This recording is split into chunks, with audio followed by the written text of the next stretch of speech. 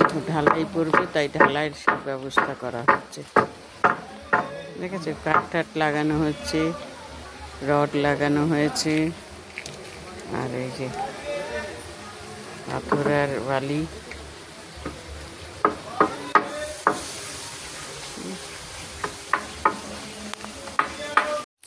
এই দেখো ঢালাই করবে, তাই মশলা মাখা হচ্ছে।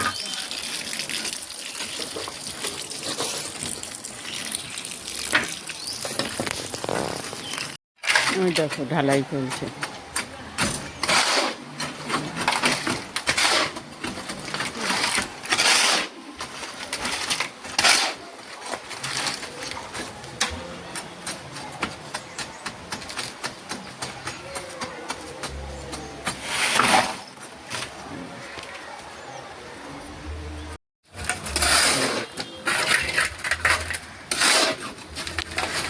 আজকে ঢালাই করবে, আবার মনে হয় 1-2 দিন বন্ধ থাকবে, তারপরে আবার কাজ চালু।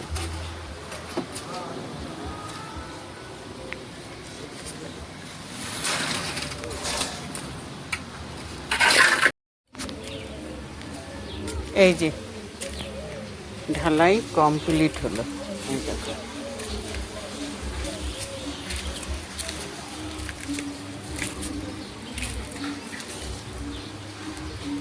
দেখেছো। যাই হোক,